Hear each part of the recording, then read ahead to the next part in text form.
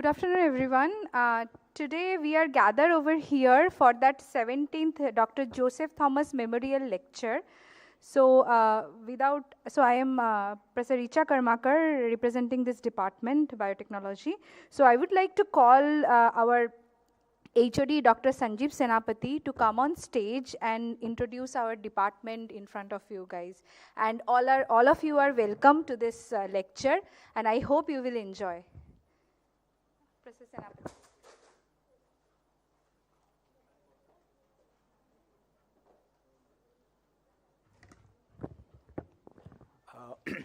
Warm welcome to all of you to Department of Biotechnology. So we assembled here for the 17th Jetty Memorial Lecture.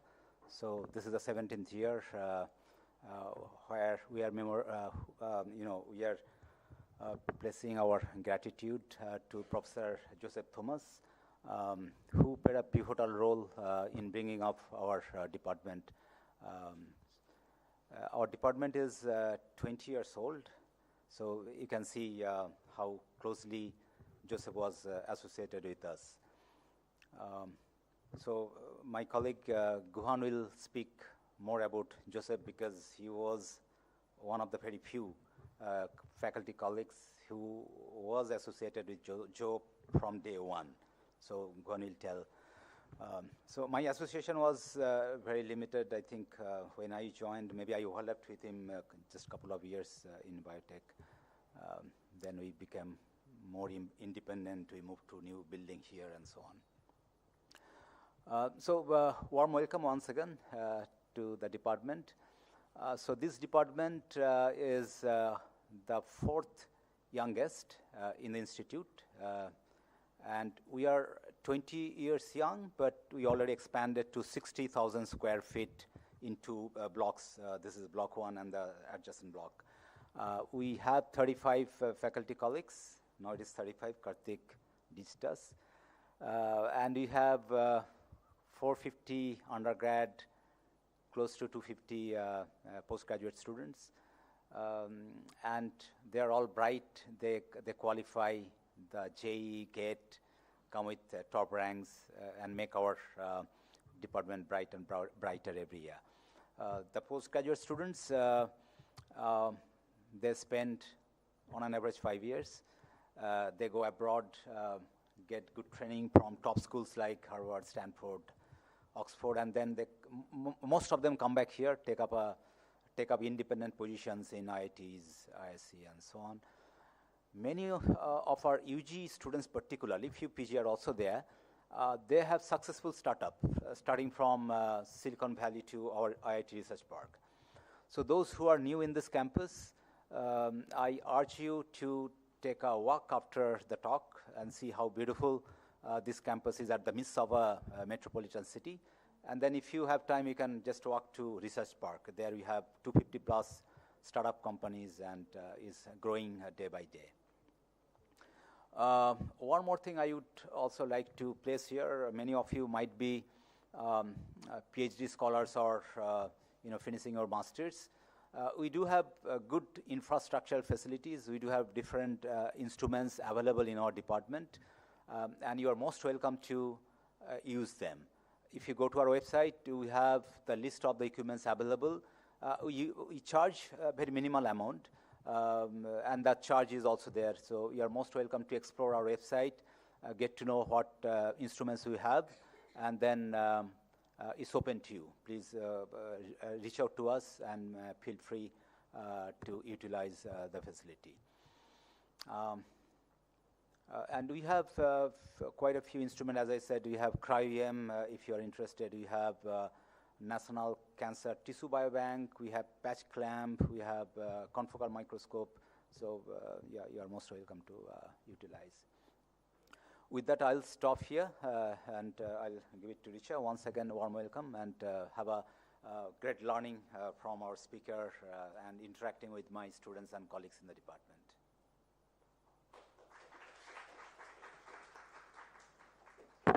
Thank you, Professor Sanjeev. Now I would like to call Dr. Lokeshwari to talk about Dr. Joseph Thomas. Okay.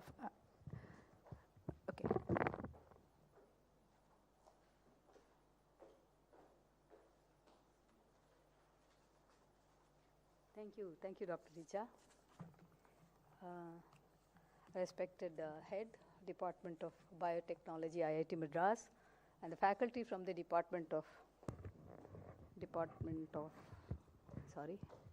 and the faculty from the Department of Biotechnology, IIT Madras. Many of the colleagues from the department, Dr. Guhan, Dr. Doble, Dr. Manoj, Dr. Gopal Krishnan, who already closely worked with Dr. Joseph Thomas, Dr. Meena Thomas and her family members, Dr. GT, Dr. George Thomas, Dr. Ramash, Dr. Shivraman, Dr. Parniyappan, Florida, and many of the colleagues from Speak Science Foundation, for which he was the head at that time, and all those of my colleagues who are former colleagues who are online with us. I welcome all of you warmly to this 17th Dr. Joseph Thomas Memorial Lecture. I am specially grateful and welcome Dr. Anantharaman, the speaker of the day, for readily accepting our invitation to speak on this very hot topic of AI. Apart from this annual lecture, which we've been having now for the last 16 years, last year in August 2024, we could also sponsor scientific student presentation awards of about 3 oral and 6 poster presentations in the Biomerse 2024. We are very proud to be able to help that particular event, and for that, a lot of people, Dr. Senapati, Dr. Karmakar, and many others, Dr. Manoj, they all spent a lot of time and effort to make that possible. I'd like to thank you all personally for that. As a colleague of Dr. Joseph Thomas, we used to call him JT. My first meeting with him was when he was recruiting us for the Speak Science Foundation, which just started at that time in 1989. It was his vision for creating a scientific community with a lot of enthusiasm for producing innovative solutions to our problems in biotechnology, natural products, and alternate energy. His scientific enthusiasm, search for perfection and excellence in the field were no doubt of very high order, but it helped us all. It inspired us so much to do or outperform ourselves.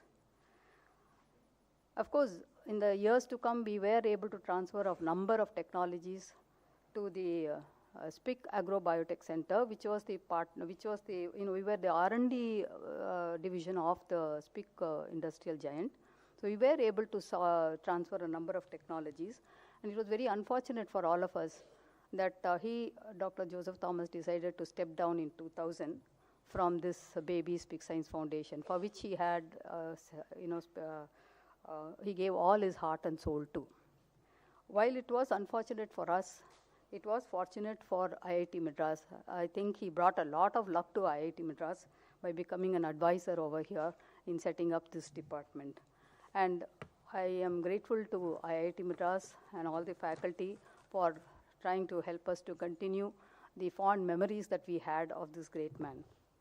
Personally, I am very thankful to Dr. JT for choosing me to work with Dr. Sridhar at that time for plant tissue culture. And what I specifically learned from him, and that served me very well in the later years, was his relentless pursuit for excellence and perfection in science. I always used to admire at that time. Almost every day he would visit the labs, all the labs, and he would find out whether the lab facilities are being maintained, whether the infrastructure is available. There was no hierarchy in the lab. So whether everything was available to everyone, whether it's a scientist or research scholar, so that they would really produce good science.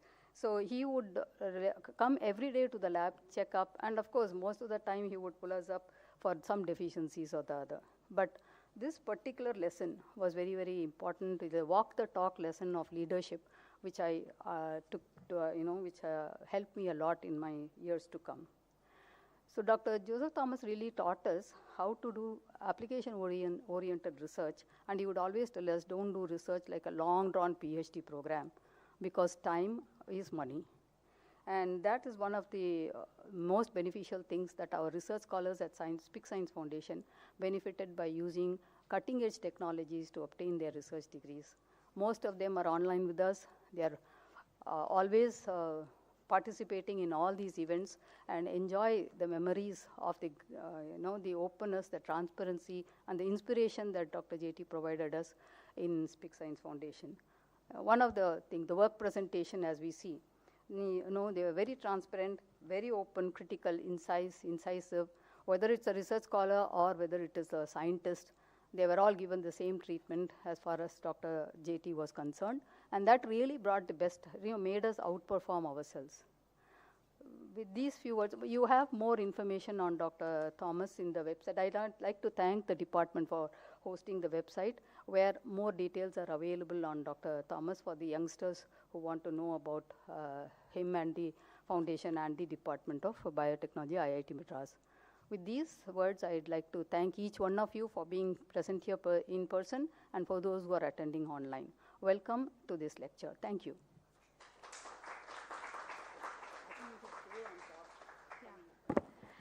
Thank you, Dr. Lokeshwari. Now I would like to call our former HOD, Professor Guhan Jayaraman, to talk about JT when he was in IIT Madras.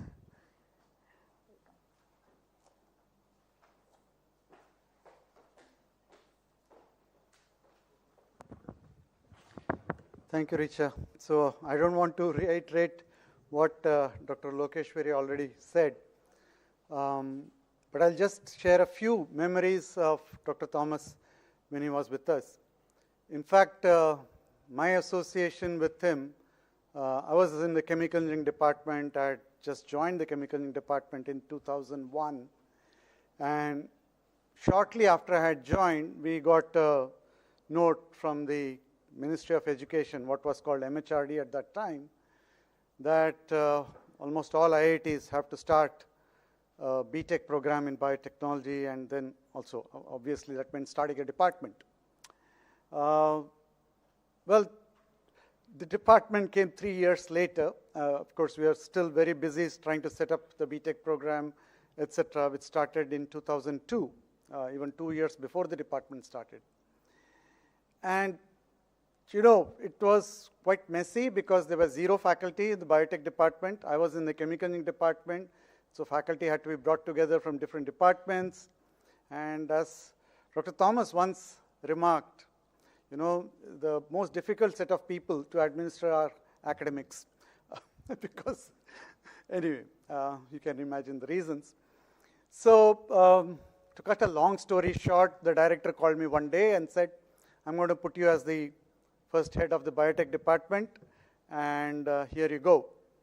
So, I was in IIT hardly a year and a half, and not very experienced. And then he said that I'll also, and this was, of course, almost a year before the department actually started, said that, I'm going to give you some help and call in some people with a lot more administrative experience, and we have Dr. Joseph Thomas, who will join us as an advisor. That was great.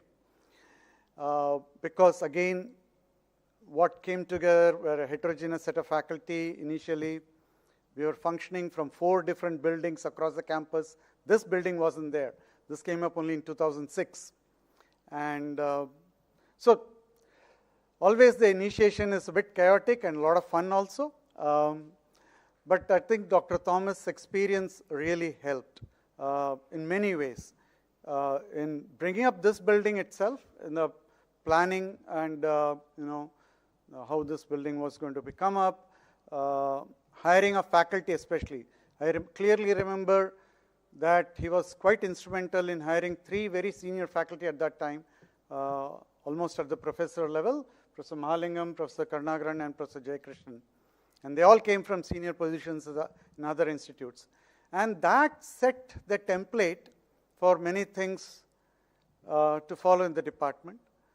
So in that way, and in many administrative and other issues, I think he acted as a mentor. We had half a dozen new faculty who joined us shortly after that. Sanjeev was one of that, around 2005, 2006. So we were all pretty raw, and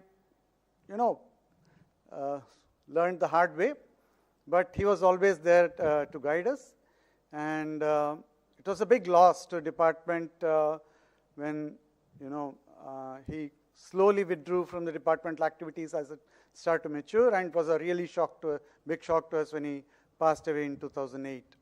So we will really miss him, and like the origins of many, many places, I think we have a lot to thank him for. And one of the good things that has come out of that are these memorial lectures, of which this is the 17th in succession. And I hope you'll all enjoy today's lecture. We have Dr. Karthik Anantharaman, and we'll welcome him. And welcome all of you from different colleges. So have a good time. Enjoy this lecture.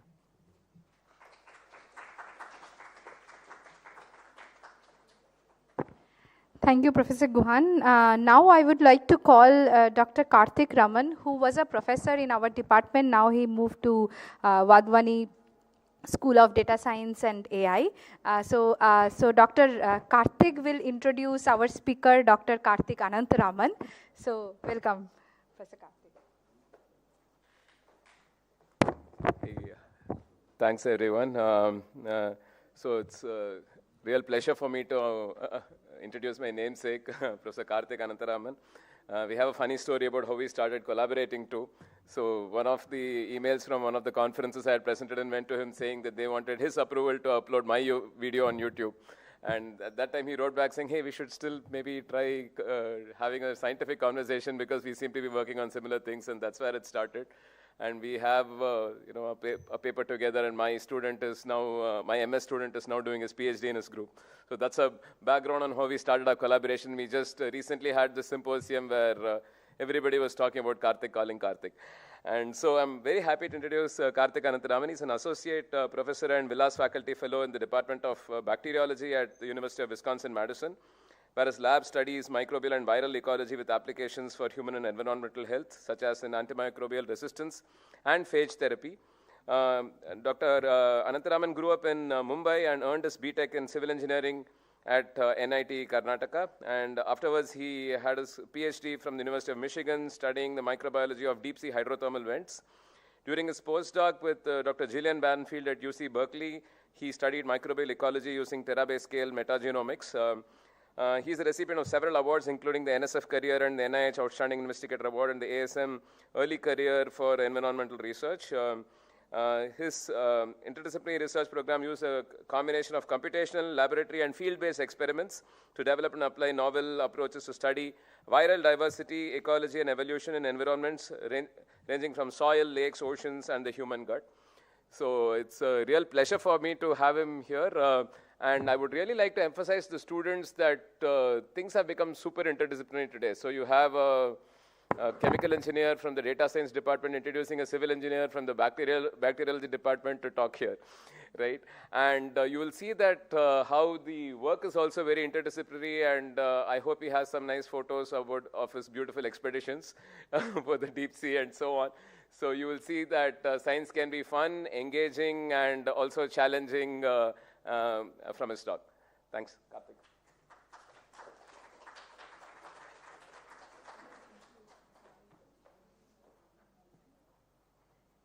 I would like to welcome Dr. Karthik on the stage, and also I'd like to call our HOD to give him a memento. So.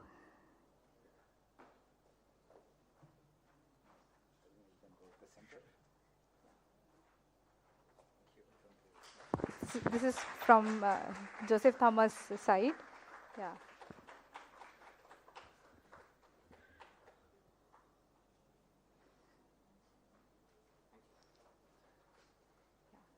Now, Karthik, you can, you please give it.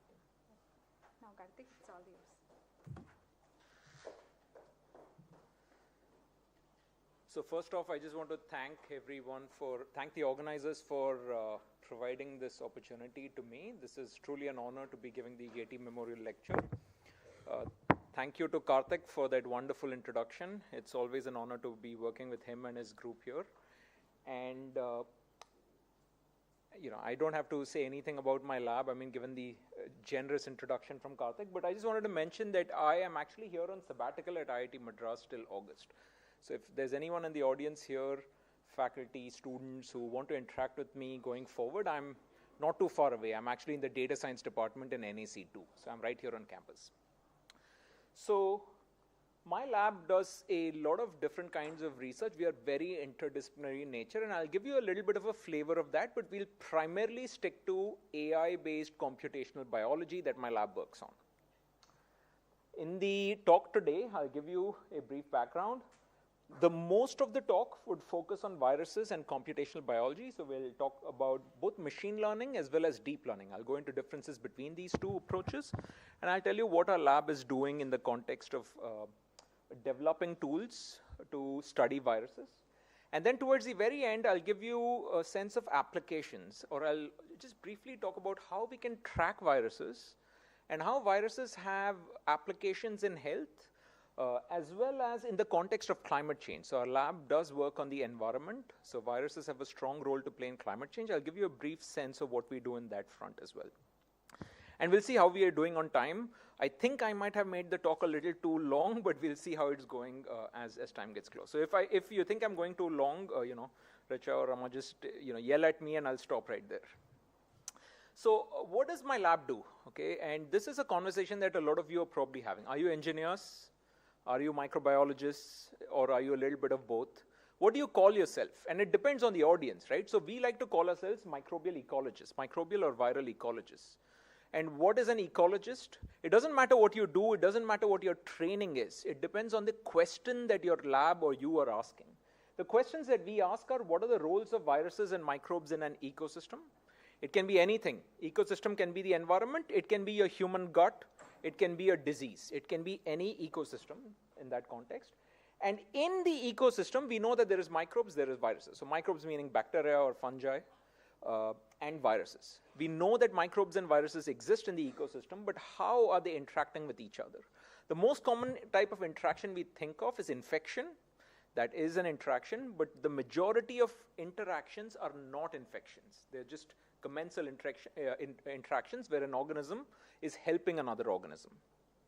So our laboratory works at the intersection of these three fields. So this is environmental, okay, I can't see my, so this environmental microbiology, this microbial and viral systems ecology, and finally computational biology. In these sort of environments, we are always asking questions, and we have to use models. So if you're doing any kind of an experiment, you have to use some sort of a model system. So typically, the model system that we are using in our lab is sulfur metabolism. So we study how sulfur metabolism or sulfur-based metabolic interactions in nature or between organisms can be used in the context of diseases, in ecosystems, and what are the roles that microbes and viruses are playing in this context. So you can study something else. You can study nitrogen, you can study carbon, but this is sort of what we study. In the last sort of 15 years, I have sort of been lucky to be in the field of genomics since its very beginning. So since around 2008, I've been working in the field of genomics and metagenomics. And over this time, so about 2 decades, and especially if you look since when genomics really took off, that's about a decade ago, 2014, 2015. What are the biggest realizations? And the biggest realizations, if you ask me, are the importance of uncultured microbes, or essentially interpretation of microorganisms solely from DNA. We've been able to do that only in the last 10 to 15 years. What you're seeing over here is the tree of life. Okay, so this is all of your bacteria.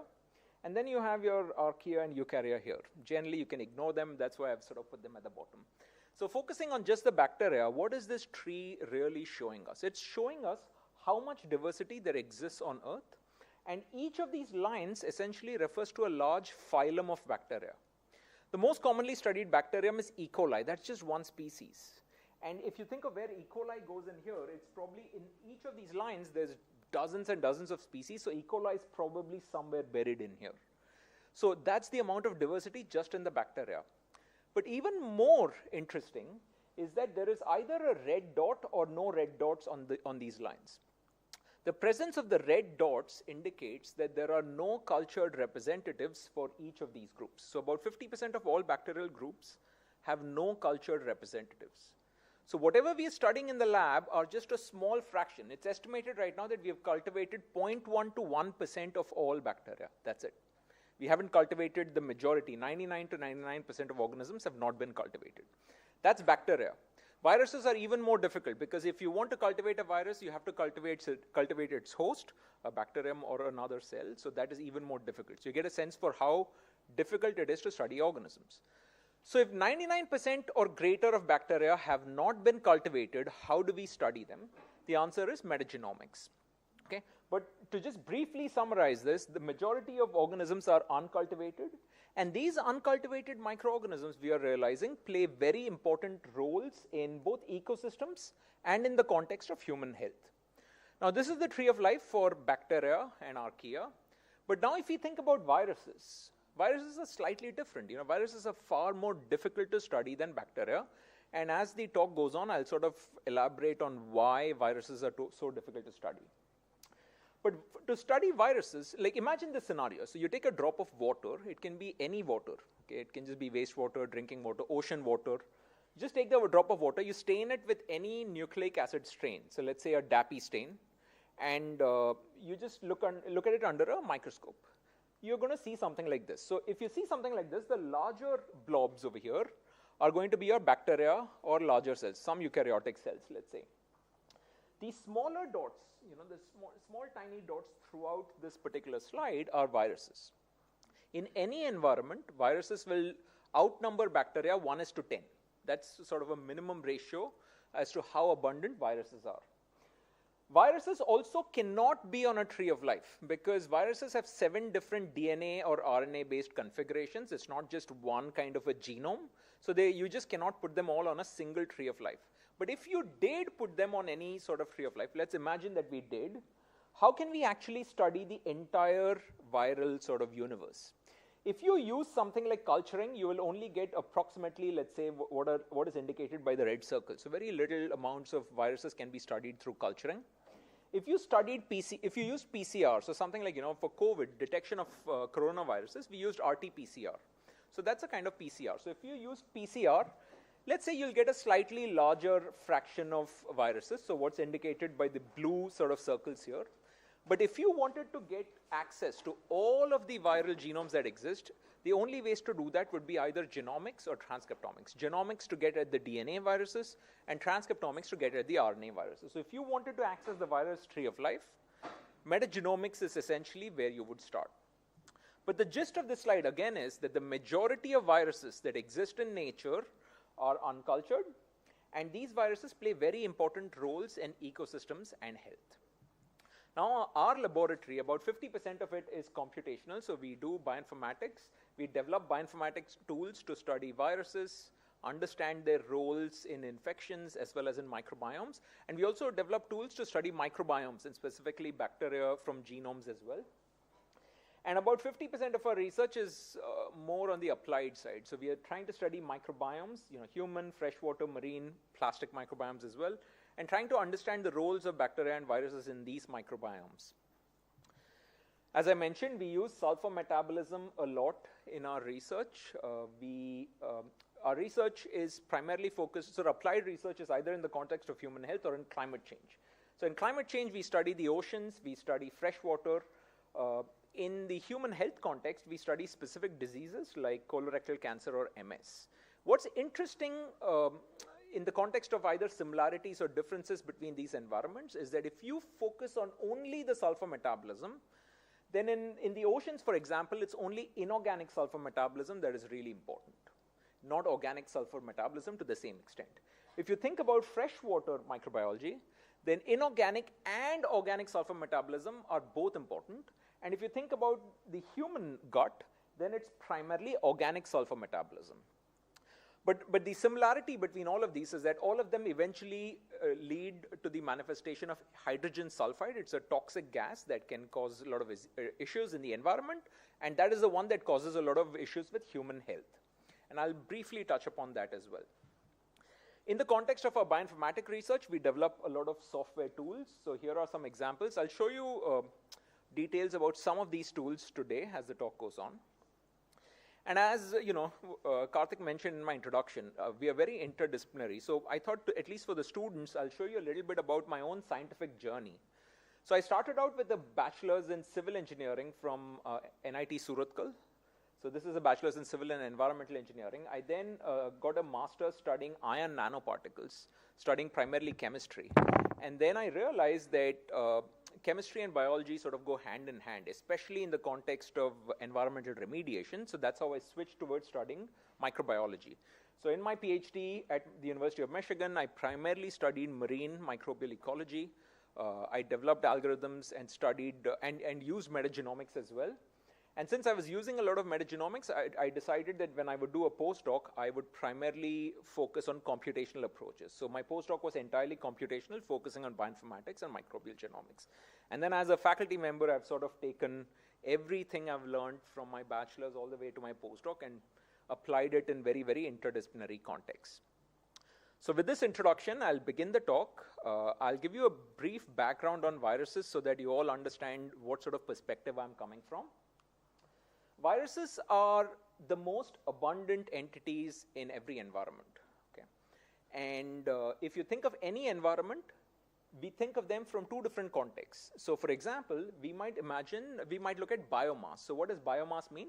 So you can take all of the biomass, or say all of the weight that's present or mass that's present in an environment, and you can divide it by organisms. If you did that, what you would observe is that about 95% of all biomass in any environment would come from prokaryotes, so essentially bacteria and archaea, and only 5% or less comes from viruses. But now, if you switched it up, and instead of biomass, you used abundance, you're counting the number of particles, you're not looking at the mass, let's say, then 95% of all particles in an environment are viruses. Less than 5% are bacteria, eukaryotes don't even register. Okay, so imagine us, this is one human, but millions or trillions of bacteria and viruses, right? So eukaryotes don't even register. The majority of these are viruses in any environment. Just by their sheer abundance, they can control the availability of nutrients. So they can kill bacteria, they can release whatever is present in a bacteria can be released to the environment. And through infections, also they're controlling the availability of nutrients. They can influence microbial community composition and diversity. And this is essentially something that is used in biotechnological applications of viruses as well. So viruses can be used in therapeutic contexts as well. This is not just vaccines, in other contexts as well that I'll briefly mention today. And lastly, one thing that our lab is specifically interested in is how viruses drive metabolic processes in the environment. What viruses often do is they manipulate their hosts, and this is something that can be applied in various contexts. Now, how can viruses actually manipulate their environment? How can they impact what we call biogeochemistry and nutrient cycling? Viruses can often have genes that are known as auxiliary metabolic genes. What are these? These are metabolic genes that a virus can steal from its host, retain it on its genome, and then sort of manipulate the host whenever the host is infected. Now, once the host is infected, certain processes will take over, whatever those processes are. Our lab studies a lot of sulfur processes, but they can be anything pretty much. And then eventually, the host dies and all the intracellular contents of the cell sort of get released. So this is sort of a brief infection cycle. Now, if you think about the human gut specifically, we now recognize that viruses are a part of the microbiome. So there are viruses, there are bacteria, there are other members of the microbiome. They are all interacting with the host genome. And when they're interacting with the host genome, there is some sort of a host immune response. Now, this host immune response can either protect against diseases or potentiate or drive diseases. Both of these can. The reality is, when you think about viruses or phage, we don't know anything about how they're associated with diseases. But we know that they're present in the gut. We know that their proteins have impacts. We definitely know that they impact bacteria. So this is something my group is trying to change. Now, I mentioned that viruses can specifically contain genes that we call metabolic genes, and they use what is known as viral auxiliary metabolism. How does this work? And this is a really nice cartoon I'd like to show. What are metabolic genes? So these metabolic genes are genes that viruses steal from their host. They are retained, they are functional, and then they offer fitness benefits to the virus. The phage use these AMGs to exploit very specific host metabolic niches, and they're not involved in essential phage processes like replication or lysis. So imagine this scenario. When we think of viruses, we imagine that a virus infects a cell, it replicates inside the cell, and then the virus gets out. All the viruses get out. That's it. That's how we imagine viruses are. But imagine for a second that's not the case. A virus infects the cell, keeps the cell alive, and then slowly replicates and produces more baby viruses over time. So that's not how you imagine viruses typically operate, right? But if you're thinking about it from an evolutionary perspective, this is very beneficial to the virus. It keeps the cell alive, it can create its progeny, and slowly, they're produced over time. So this is essentially what viruses can do if they steal and retain these metabolic genes and then use them for their advantages. And what our group has specifically done is try and redefine the association of phage with metabolism. So for the longest time, it was believed that phage, or viruses specifically, can have auxiliary metabolic genes that are associated with a lot of processes, let's say energy, biochemistry, or biosynthesis. But we've slowly found that viruses have hundreds of families of proteins that they've stolen from their hosts, and they extend way beyond metabolism. So they can be associated with physiology as well. So for example, quorum sensing, stress responses, motility, virulence, biofilm formation, as well as regulation. So viruses are manipulating their hosts in a large number of ways that we don't exactly understand how yet. So now let's think about some big picture questions that we can answer about viruses, primarily using computational approaches. We are interested in understanding the roles of viruses and phage in modulating human health and environmental health, and in the context of environmental health, sustainability as well.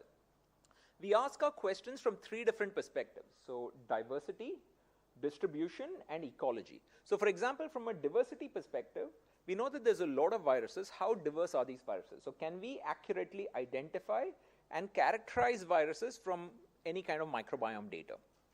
From a distribution perspective, can we use viruses as a predictive marker of something? Let's say as a predictive marker of a disease, or as a predictive marker of ecosystem health. And from an ecological perspective, can we understand the roles of viruses in driving gut dysbiosis, in driving a specific process, anything of that sort? And then if we can apply any of this, we will apply this in a bioengineering context for either health or for sustainability. Now, one example of this is phage therapy to combat antimicrobial resistance. And what is phage therapy? The idea is that you can use phage, which are viruses that only infect bacteria, for therapeutic purposes. So instead of taking an antibiotic, you would essentially take phage, or viruses that will go in and kill a specific bacterial infection that you're suffering from. So the idea is very simple. You take phage, and then you're given this phage. Let's say you take this phage against a particular bacterium. The phage goes and lands on that particular bacterium. The phage will land on the bacterium. The DNA of the bacterium is injected in, and the infection begins. Eventually, the bacterium dies, and many more phage come out. And once more phage come out, these phage can kill the entire, say, community. So this is essentially how phage therapy would work against antibiotic-resistant bacteria, or against any sort of an infection. In a phage bioengineering context, so this is something we are doing in collaboration with a few groups. The idea is that you would use learning of some kind, machine learning or deep learning. So you would use computation to design phage that can then be produced through genome editing. And essentially what you end up with are what we call therapeutic phage. So these therapeutic phage are essentially stronger, they are much more resistant, and essentially they will be far more effective than natural phage would be for the exact same process. So this is the idea behind phage engineering. To get to the design essentially begins, if you're interested in engineering, right?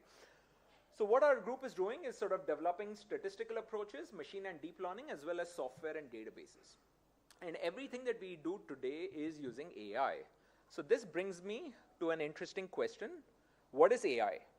And AI is a very generic term now. It's a buzzword as well. But what is AI in the context of biology? To me, what AI refers to is basically any sort of a program that can adapt over time. And if you're thinking that is a very generic definition, the answer is that's exactly meant to be like that, because the word AI is very basic in a lot of ways. If you think about machine learning is a type of AI, and machine learning generally refers to any sort of a program that can adapt and improve with increasing amounts of data. So machine learning it just implies that as you generate or collect more and more data, any sort of a machine learning based program is going to become much more accurate. So either you would use something like, let's say, a random forest model, or you would use a neural network model, but typically a machine learning model would use a single neural network. If you look at deep learning is a subset of machine learning. This, a definition or an example of this would be any program that can adapt and improve with very high amount of training and data. So a classic difference between these two, for example, could be that this uses one neural network. Here you use a multi-layered neural network. And for this, you would need a lot more data.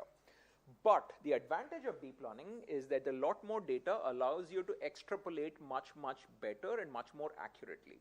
So deep learning is very powerful, but in order to get there, you need a lot of data. If you can achieve it, then the power of deep learning is extremely accurate from a predictive standpoint.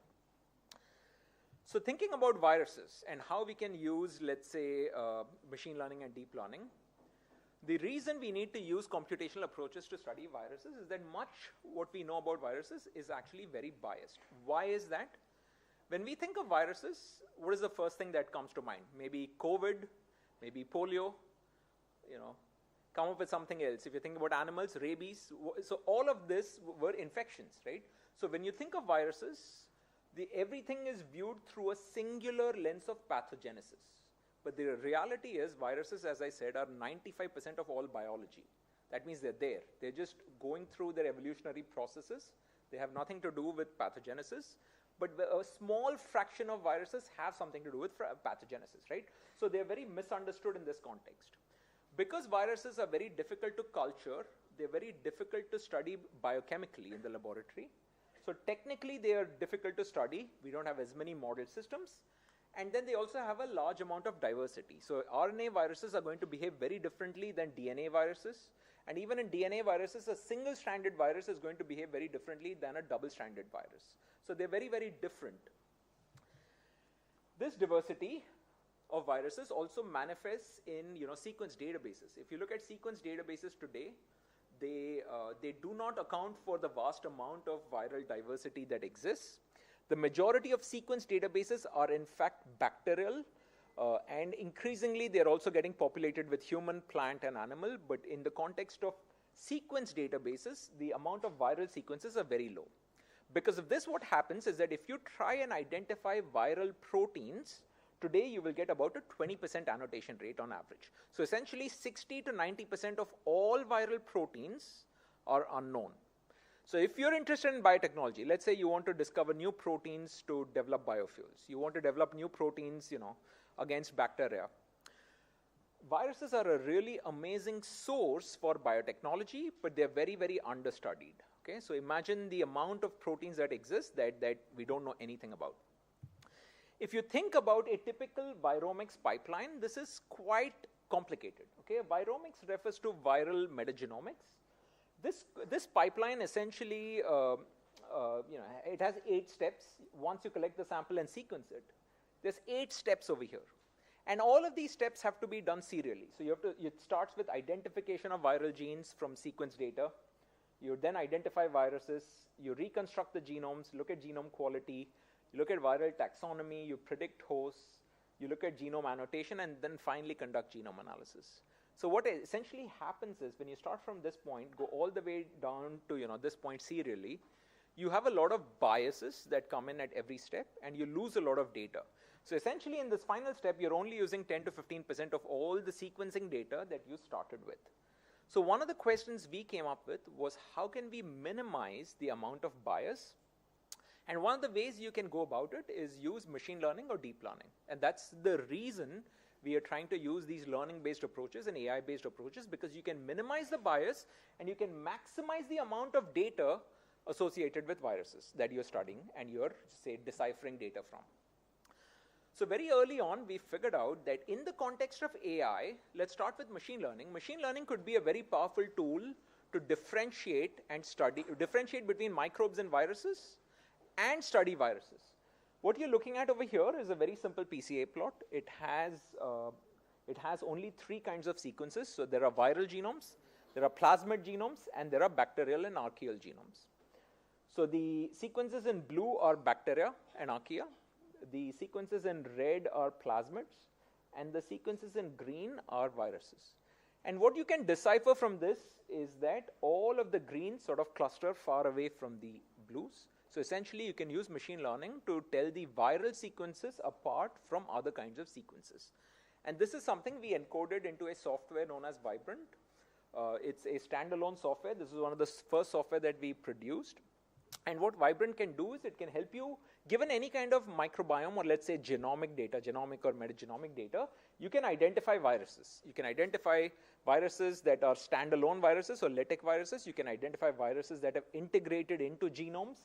You can annotate the phage genomes, that is, you can look at proteins, and you can determine the genome quality. Finally, you can sort of visualize your data as well. So there's a lot of figures that Vibrant produces as well.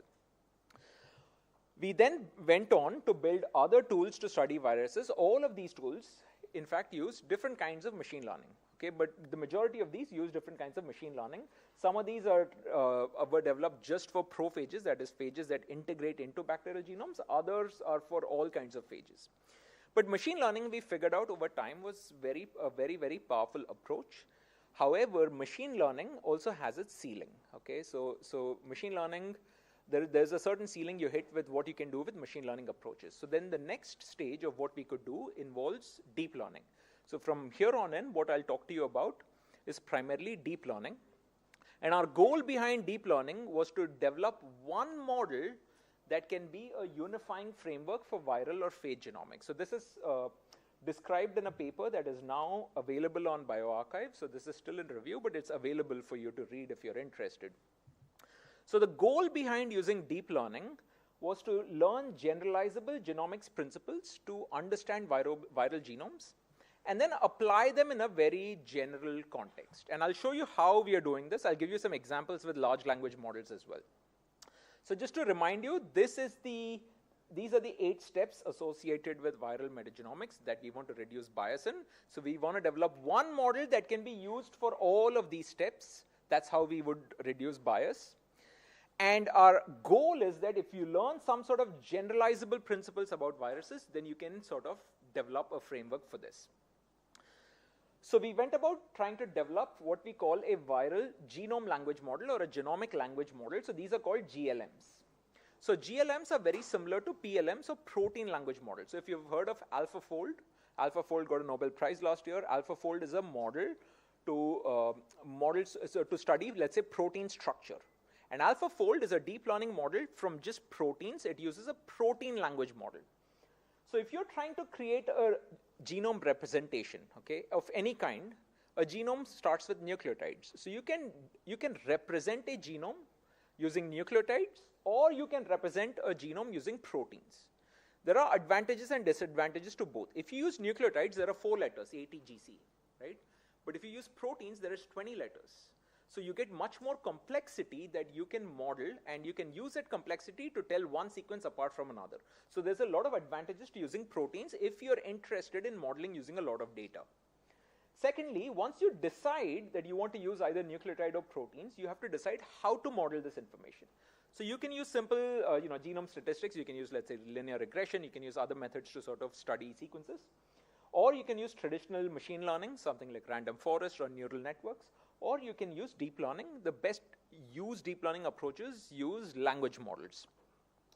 What we've developed is an approach called protein set transformer. So the acronym for it is PST. That's what I will use going forward.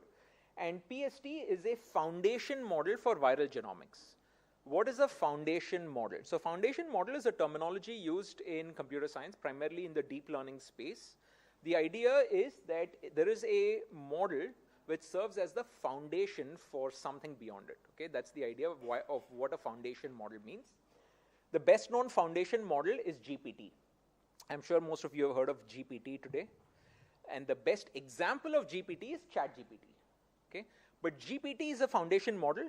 And imagine once you have a foundation model, you can even write a simple Python script on top of it and use that foundation model for some specific purpose. So if you think of GPT has been employed in ChatGPT. So ChatGPT is essentially a chatbot. It's chatting with you about something. It's been used in image generation. So there is image generation software where you can just ask it to create an image. It will create an image for you. The foundation model there is still ChatGPT. Okay? So once you have a foundation model, you can apply it in different contexts. And the same idea is what we are trying to do with PST. So your PST is a foundation model. And once you have this foundation model, we can write simple Python scripts that can then optimize PST towards, let's say, protein annotation or towards virus identification from sequence data, anything of this sort. So let's think about how this actually happens. Let me give you a very specific example. What foundation models do is they learn information-rich representations from data.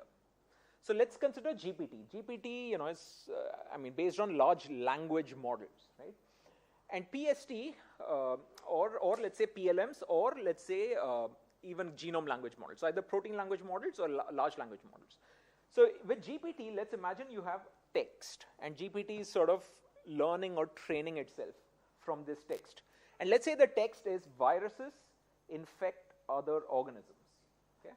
So that's the text. Viruses infect other organisms. What is GPT actually learning from this data? Okay? GPT is learning that viruses is a subject, infect is a verb, other is a qualifier, and organisms are an object. That is your baseline level of what GPT is learning. Okay? Once GPT has learned enough at this level, then it begins to translate and understand sentiment. Okay? So then it can understand translation. So if you replaced viruses with the term viruses in another language, it can figure that out. That is actually pretty easy for GPT to do. It can also understand sentiment. So I can use the exact same sentence, but I'll replace something with something. Okay? So let's see. I can say viruses infect other organisms, but I can now say viruses destroy other organisms, or I can say viruses kill other organisms. If I say infect, it is one level of sentiment. If I say kill, it is much more aggressive, and GPT can figure that out. Okay? And then finally, it can understand the topic. So instead of viruses, if I say something else, it will figure out that you're not talking about viruses anymore. So all of these can be, so there's both word level and sentence level applications that GPT learns and can apply. And it's a very similar context if you think about proteins. What is a protein? A protein is just a string, right? This is a string. A protein is also just a string of letters. A protein always starts with an M. It always, it has some sort of structure beyond it. There are some local properties for proteins. There are, alpha sheets, beta sheets, whatever. So, barrels. So there's so many different kinds of structures, a helix, a sheet. There can be subcellular localization. There can be structures in 2 or 3 dimensions. And then there's also an evolutionary context for proteins. Certain proteins become shorter over time. Certain proteins are, larger over time over evolution. So all of these are something that protein language models can also learn simply by looking at a lot of proteins. Now, how does PST actually go about it? Okay, PST, what it does is it models protein words in a genome sentence. So just like you had a large language model and you said viruses infect other organisms, you're studying words in a sentence. PST is looking at protein words in a genome sentence. So if you had these proteins from a viral genome, let's say protein 1, 2, 3 proteins in a genome sentence. So you have a protein language model that will first look at each protein and then sort of look at these representations. You create what are known as embeddings. So it's a vector, so that is what it goes into the model.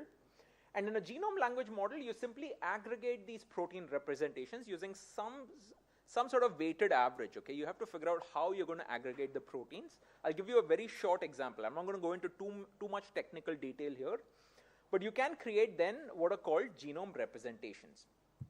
Now, when you're modeling genomes as sets of proteins, what are you actually modeling? So I mentioned briefly the word protein embeddings. A protein embedding is essentially a vector. It's a vector of each protein that shows how a protein has certain properties associated with it, as well as how each protein, let's say, is connected to other proteins. Okay. Now, what does this actually encode? This encodes for amino acid interchangeability. It codes for amino acid co-occurrence as well. So certain amino acids always co-occur with each other, at least in certain proteins. And it's correlated strongly with biochemical properties, with protein function and protein structure.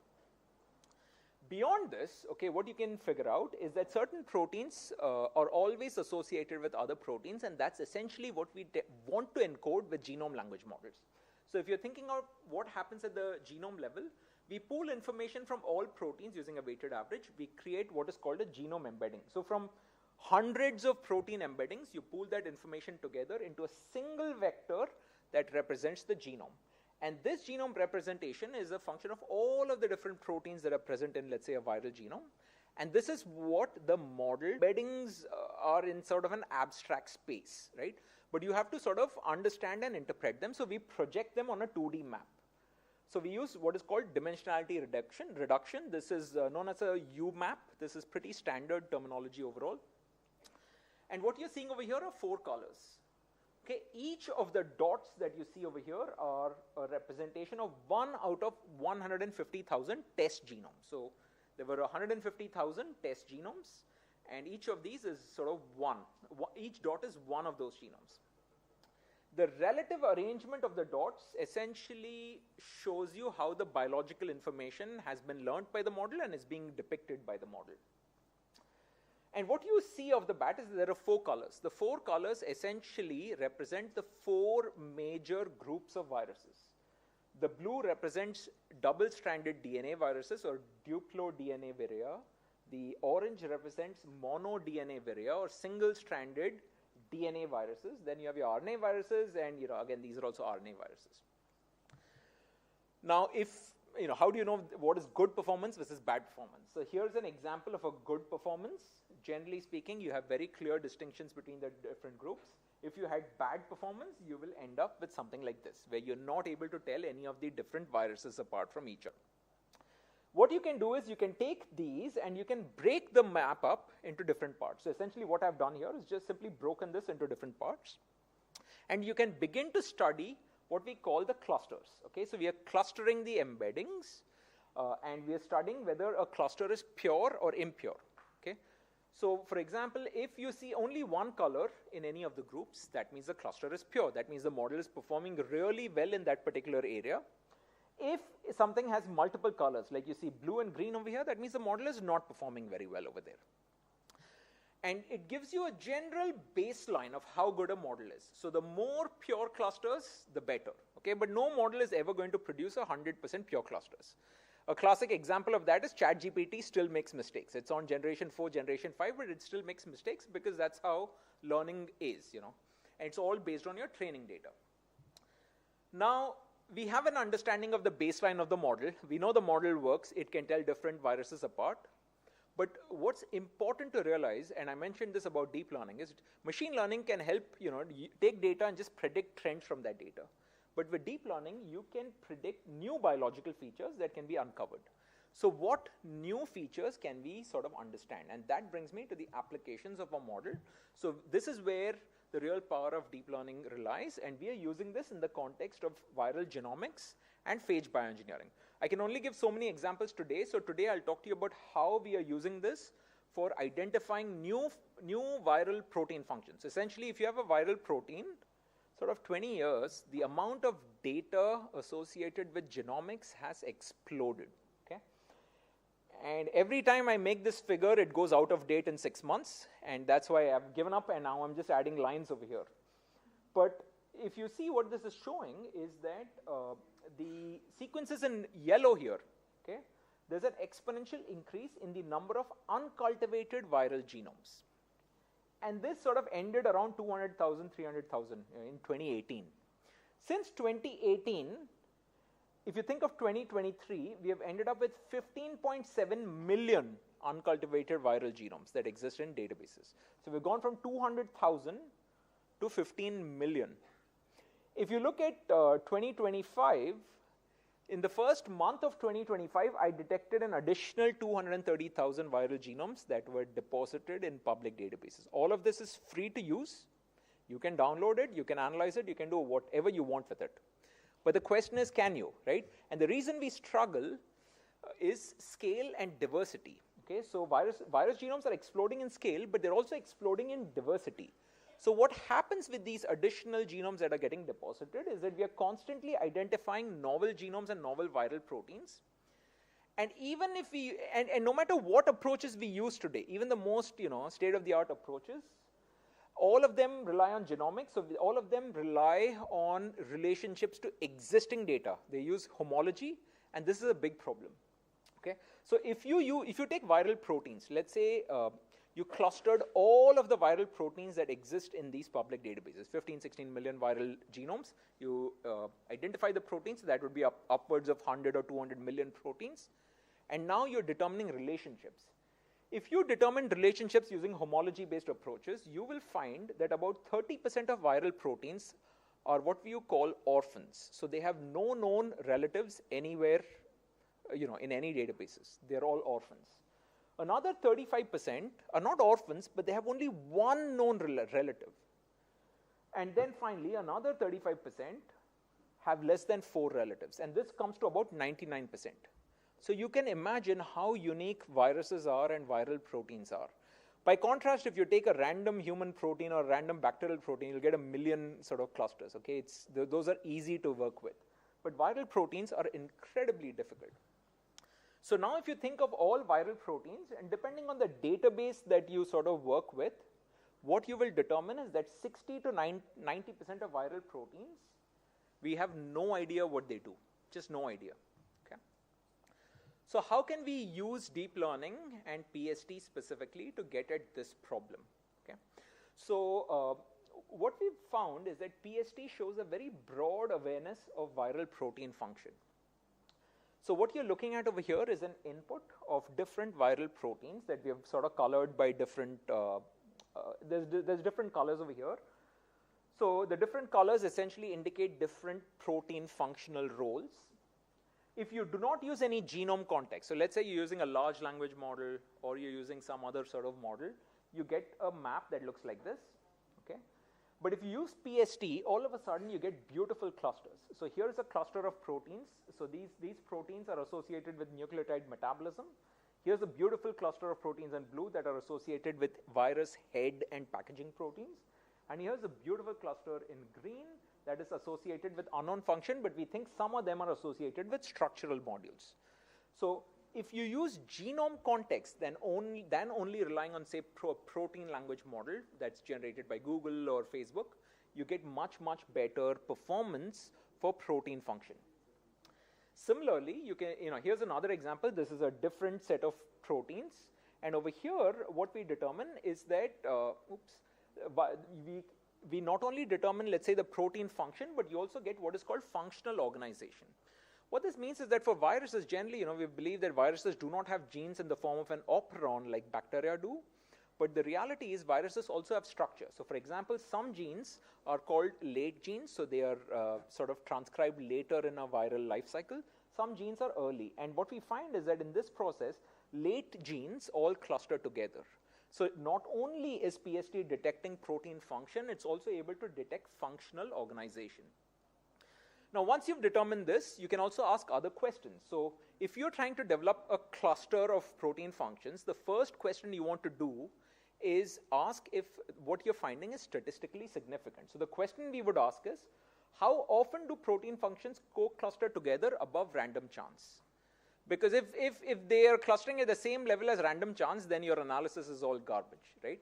But if if you find that they are co-clustering significantly above random chance, that means your findings are statistically significant. And the answer is that they are statistically significant. So here you have PST with genome context, and here's a different set of proteins, and what you find is that all of the late genes here cluster together. All of the genes associated with lysogeny, which is in genes that are coming from prophages, cluster together. And then here are all of your early genes clustering together. So you can detect functional organization very, very confidently.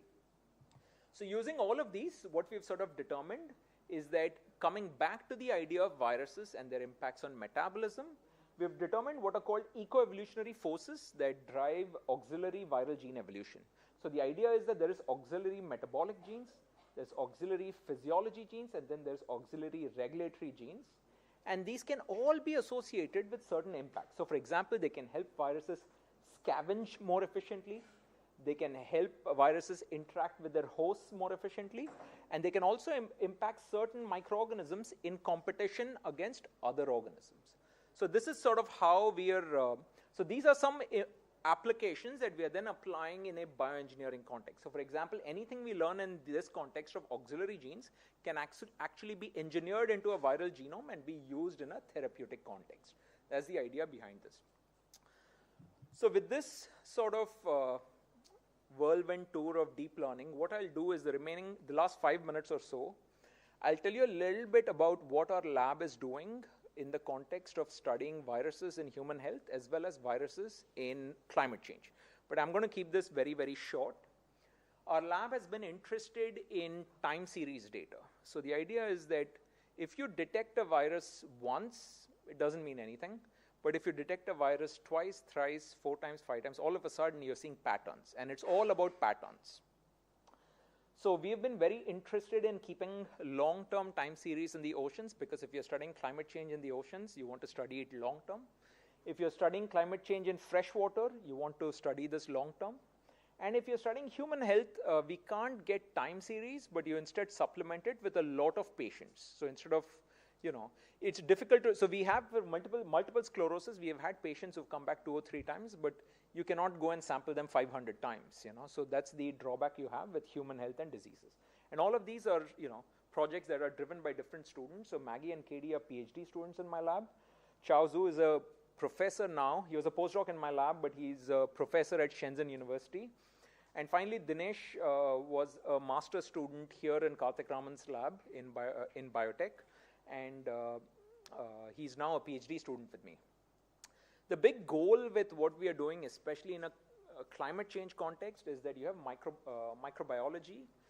When we study the microbiology, specifically the interactions between the viruses, the bacteria, and the eukaryotes, you have an understanding of the ecology. And together you can use all of this information to develop certain models, again using machine learning primarily, that can help you with predictive functioning of ecosystems or health. So this is what we sort of do in the context of viruses, either in human health or in the environment, all from a very ecological context. When we are thinking about the human microbiome, we primarily focus on diseases that are associated with sulfur metabolism. That's really where our expertise lies. One thing we have found is that when we think about viral AMGs, these are very abundant in viruses in the human microbiome.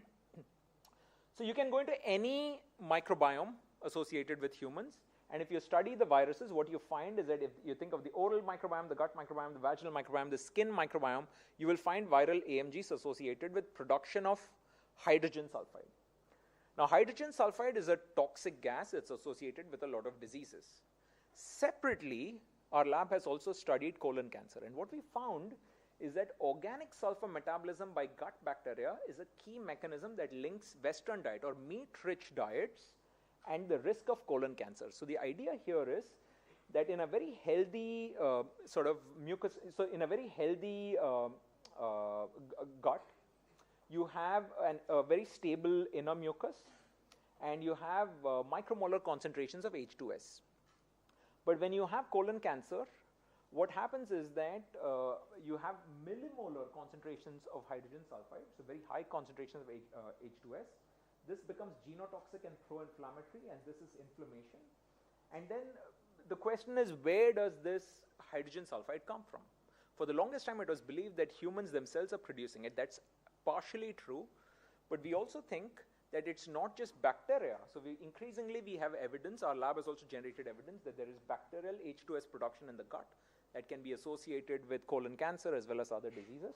But we think it's bacteria and virus-driven H2S. So when you have virus-driven H2S production in addition to bacteria, it can actually increase the amount of H2S significantly. So this is something that's documented in a few papers if you're interested in reading. Thinking about viruses in freshwater lakes, we work in a few different freshwater lakes. So one thing our lab also does, which is sort of exciting from a fieldwork perspective, is that we collect our own samples. So we go to the lakes and the oceans ourselves. I'll show you some figures, some photos of that too.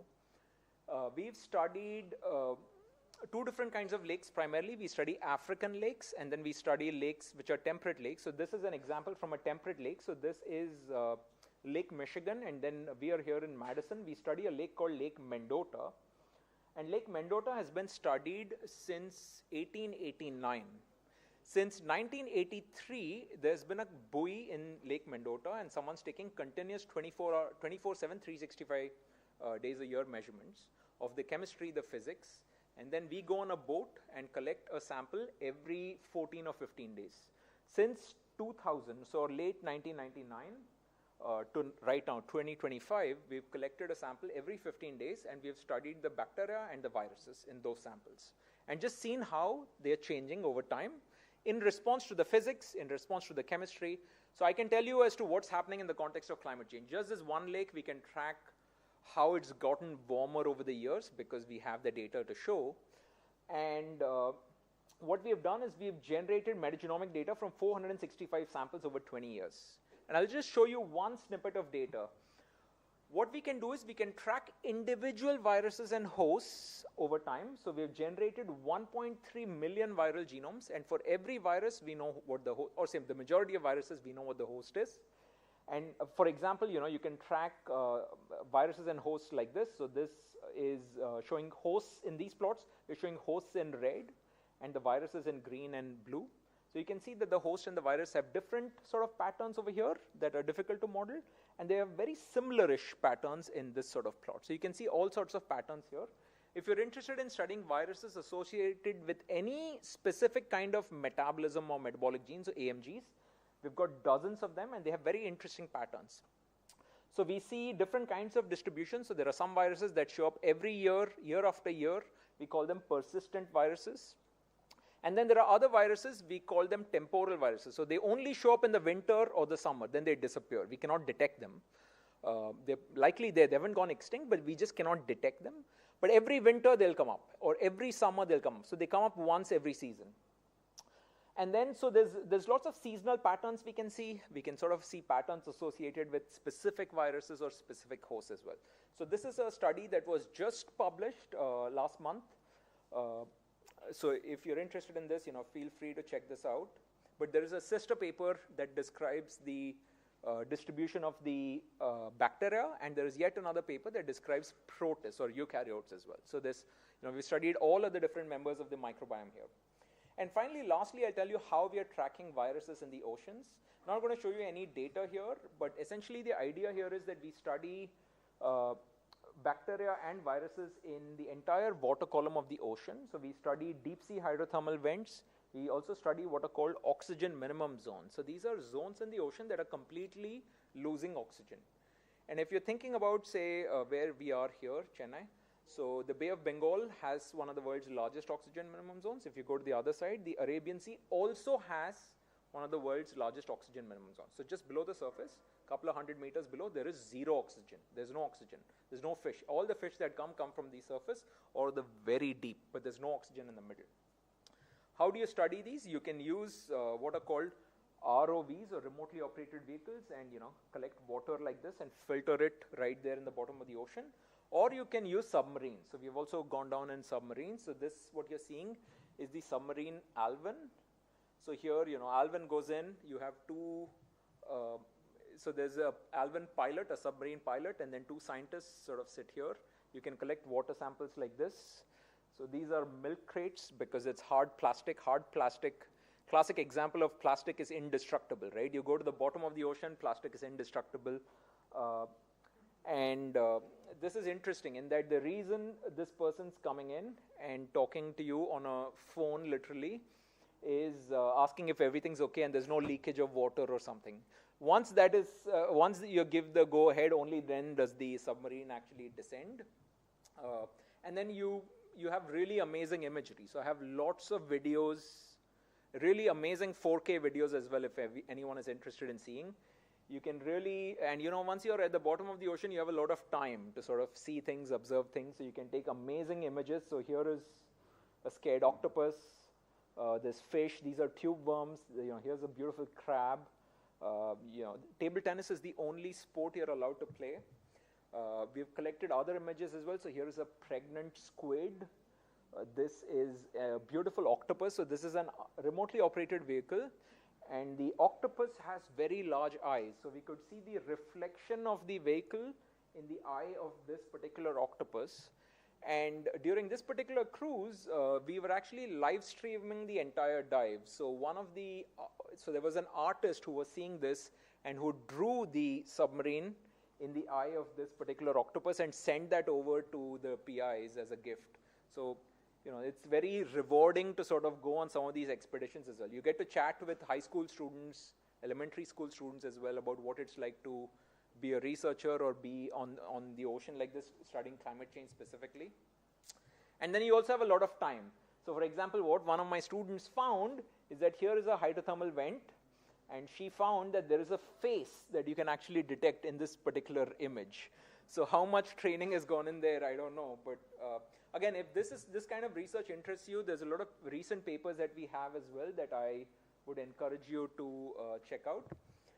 But with this, everything that you saw is work done by members of our laboratory. So there's PhD students, postdocs, scientists, research technicians as well.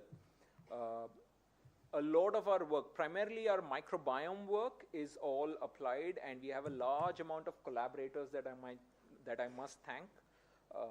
We primarily do all the bioinformatics in-house, and all our microbiome work is done in collaboration. So I have to thank the whole host of collaborators that you see here.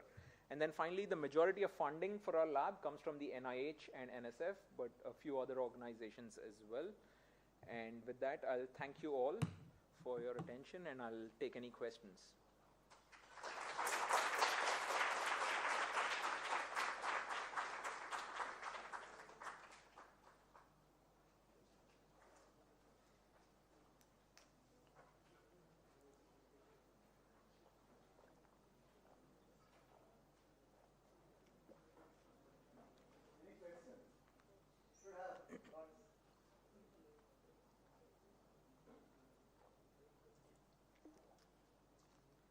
Yes. You mentioned that you find that the lake was getting warmer over the period of years. Was that indicated by the amount of bacteria or viruses sample increasing throughout, or was there some other factor? So I don't want to speculate, but the reality is that we can measure the physics. The temperature is very easy to measure, right? So we can detect that the temperature is going up. What we can also detect is that because the temperature is going up, statistically we can show that the amount of time that the lake freezes, so the winters are getting shorter. That is also something that I can give you actual data for. In terms of the composition of the bacteria or the viruses, we do detect changes over time. So over the 20 years, you can see that there is a little bit of a change, but we cannot attribute that change on temperature or anything else. It's difficult. But the reality is that, these are all correlative studies, right? So we do see changes over time. So over 20 years, I can tell you that there is a change in the bacterial composition, there's a change in the viral composition, there is change in evolution as well. So you can take a specific viral protein, and you can see that it's evolving in a certain direction. And if you can predict whether this evolution would have happened with temperature, maybe. But that is a little difficult to say because it hasn't changed that much in the grand scheme of things. I have a quick question. Sure. So you were talking something about the viral metabolic genomes. So out of these genomes, do you have any kind of novel metabolic pathways or maps, in the sense, do they modify bacterial metabolism in any novel way? So we have identified a number of really novel proteins. What's interesting with viral metabolic proteins is that they do not contain entire pathways. It's always one gene or two genes. These are very important genes. Typically, they are sort of rate-limiting steps in a particular pathway. And they are either supplementing the bacterial protein, which is most of the time, or they are filling in certain gaps in a pathway. But they cannot run a whole pathway by themselves. Not a pathway, but there could be mutations which could generate a new metabolite or a compound through some novel biotransformation. So that is a possibility. We are not yet looking for changes in metabolites, but I'll give you a very simple and interesting example. So viruses can contain certain repressors, and when they infect certain cyanobacteria, they can switch off photosynthesis and sort of turn the flow in a different direction. So essentially carbon compounds are not being synthesized. Glucose is not being synthesized. There's consumption happening instead. So that is a classic example. In the case of the oceans, for example, viruses can carry certain genes where bacteria can store elemental sulfur as an energy reserve in the cell, and viruses will contain a certain gene where they will force the bacterium to consume the elemental sulfur, which is essentially their glucose. Essentially, it's an energy reserve. So the virus burns the energy, or the bacterium burns the energy, but all of the ATP is directed towards viral progenies. So that's the most common kind of metabolism that we detect. We have detected the ones associated, let's say, with quorum sensing, biofilm formation, AMR genes as well, but those haven't been studied at all. So that's the biggest difficulty we have. How many can you actually characterize and study?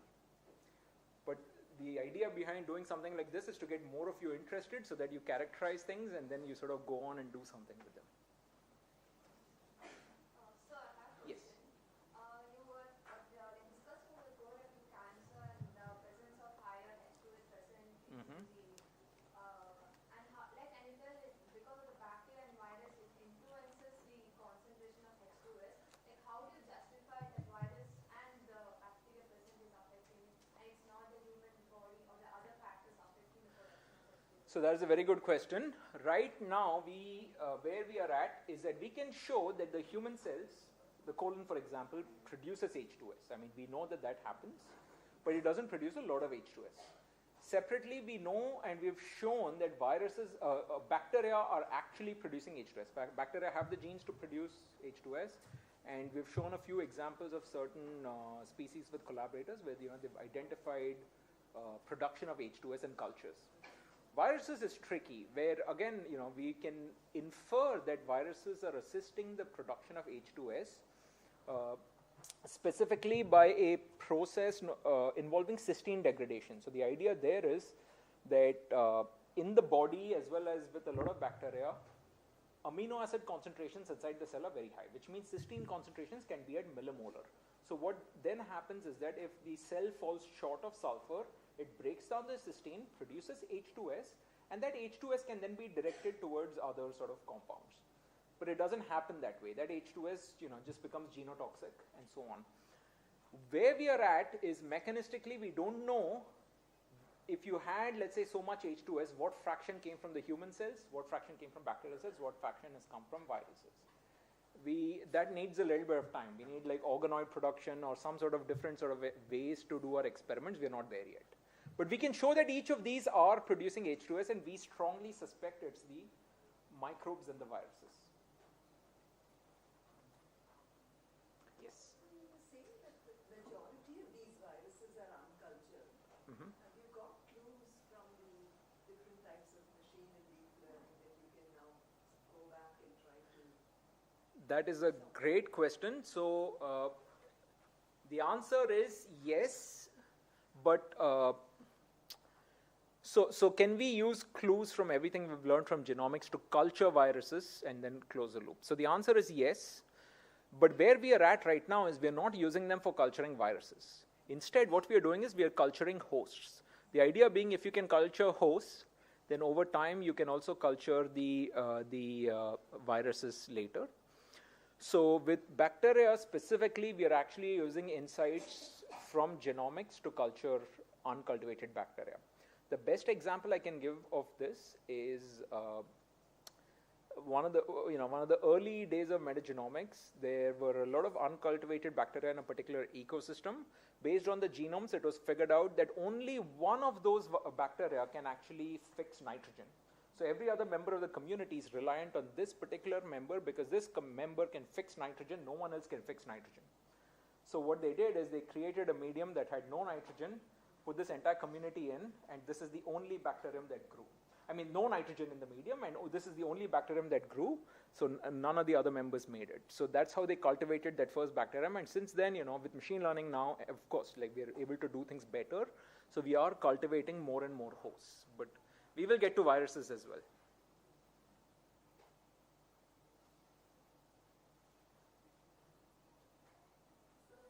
Yes? You are talking about the phage therapy, right? Mm-hmm. Do you have any clinical data related or a particular disease you are focusing on a particular? So, good question.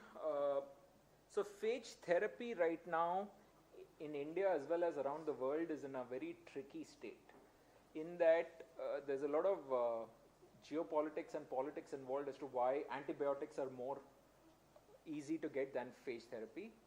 But what I can tell you is that in my lab, we are interested in at least the escape pathogens. So that's where our phage therapy interests are. We collaborate with a few labs that are interested in Acinetobacter baumannii, E. coli. So we've shown data with E. coli in the lab with a collaborator, and we are now expanding into a few other sort of organisms. So Staphylococcus aureus, Acinetobacter, and Enterobacter. So these are the organisms we are interested in.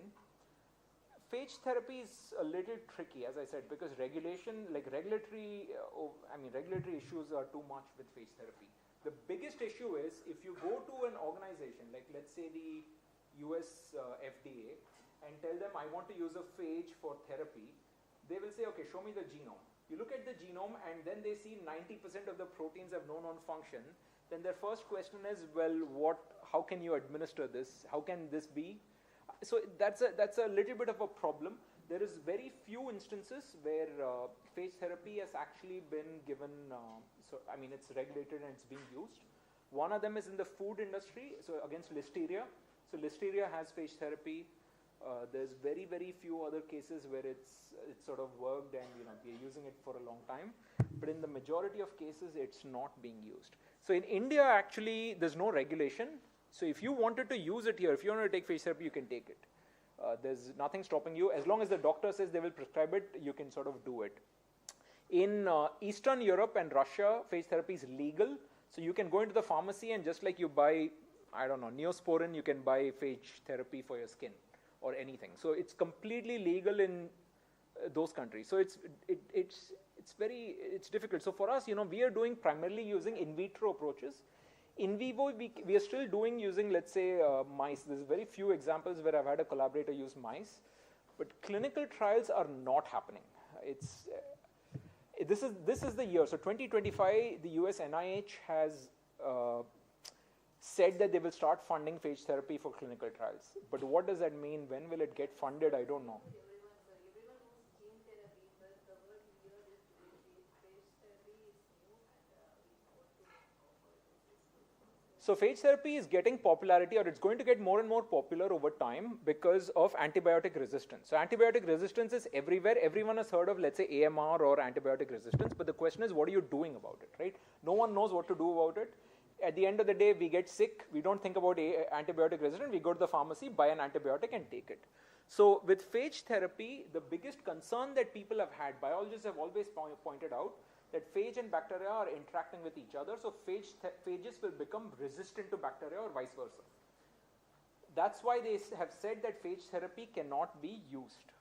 But the reality is that is simply not true. It can be accounted for. The classic way is engineering, and I think that's where, that's one way we are trying to engineer phages is through devising computational strategies where you can design something that is resistant to, becoming resistant to bacteria. Let's say phages that are resistant to bacteria. But do you have the risk of any kind of changing the blood microbiome or any microbiome which exists in the human body? Absolutely, there is a risk. But what I would argue is that risk is nothing compared to the risk of taking antibiotics, because phages are targeted to one bacterium. So let's say you are diagnosed with E. coli. You have an E. coli infection. And if you have an E. coli infection, which is the most common, let's say UTI, urinary tract infection, or let's say a lot of gut infections or E. coli infections, you go to the doctor can prescribe you a phage that only kills E. coli. But instead, the doctor prescribes you an antibiotic that kills everything indiscriminately in your gut, right? So there's going to be an impact of phage on the microbiome, but it is nothing compared to what antibiotics do to us on a daily basis. But when you administer this phage therapy, will it not trigger any immune response from the host? So that's again a good question. It depends on phage delivery mechanisms, and that's where I think more studies required. If you're talking about skin infections, if you're talking about other infections, the answer is no. There should not be any immune responses. And typically, at least in mice, what we have seen is that the majority of cases, there is no immune response because phage are fundamentally different to human viruses. So there's no immune response. But there are a few studies that have indicated that there may be some sort of responses to specific, let's say, phage proteins. We don't know why. So there is some study needed. And again, but majority of these studies indicate that these should be safe. We have one last question. Yes. What is the solution we can draw from the study? Like you have said, the sulfur metabolism that will affect the ecosystem, and that, you can see various climate changes, all that. So, what is the solution we can draw to control that ecosystem changes, all that, and also in the health aspect? So, what is the solution we can do? So even in a sulfur, even in the H2S context, phage therapy can actually be one of the solutions. So the idea, for example, in freshwater lakes or so let's take an example of a freshwater lake. Okay, let's say there is a lake that has a lot of green slime on top. You know that lake is polluted, and in a lot of cases, the lake will be stinking pretty badly as well. Where is that stench coming from? That stench is coming from hydrogen sulfide. Of course, hydrogen sulfide forms other thiols, other compounds, yes. But the fundamental start of the process begins with hydrogen sulfide. So sulfate reduction produces hydrogen sulfide. Sulfate reduction happens in an anoxic environment. Essentially, all the oxygen has been sucked out, and then H2S is produced. Now, if you want to devise a biological solution, then you can target the specific bacteria that produce the H2S. So essentially, if I used phage that can target the specific bacteria that are producing the H2S, that's a targeted intervention. If you wanted to try other interventions, the simplest way to do it would be to aerate the body. So if you aerate the body, rather than being anoxic, a lot of the compounds can be degraded aerobically. Maybe that will work, maybe that will not work. But there's different interventions. So I can't suggest one set of solutions for everything. But what I can suggest is that phage therapy can be applied in an environmental context as well. So to target environmental pathogens, like I just described in a polluted lake, or in the oceans, like where is the oxygen going away? And when oxygen is lost, it becomes a circular process, as in bacteria will make sure that the oxygen stays down because that's in their evolutionary best interest. So then you want to target some of these bacteria in order to restore oxygen back in the system.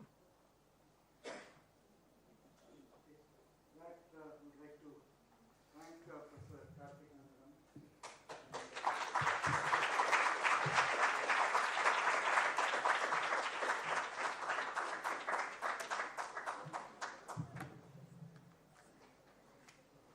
Now, I would like to conclude the session with the vote of thanks. I like to thank first and foremost Dr. Karthik Anantharaman for this wonderful talk. Sorry, I missed some later part, but it was really, really wonderful. So, big round of applause for him. And also, I wanted to thank to our faculty colleague like Dr. Sanjeev Senapati, our HOD, Dr. Guhan for attending this session and talk about Dr. JT, and Dr. Karthik Raman for introducing the speaker, and also many of the faculty staff who were there behind working with us. Also, I like to thank the Joseph Memorial Club, Dr. Rama, Dr. Lokeshwari, and all other who is present over here.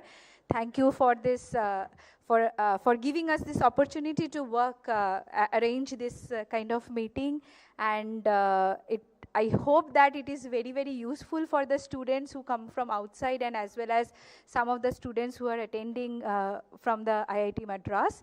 And then I'd like to thank also our office staff who is arranging, and I like to thank the NPTEL studio for this live streaming and all. Thank you very much for your coordination and all.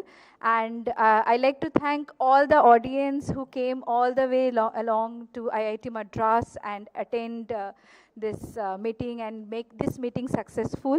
And thank you very much for your attention. And I hope that next year also we'll see you again.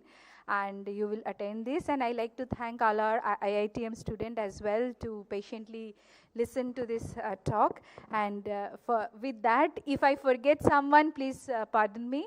And with that, I like to conclude this session, and I hope that we can meet next year again. And big round of applause for that 17th Joseph Memorial Lecture Series. And thank you very much.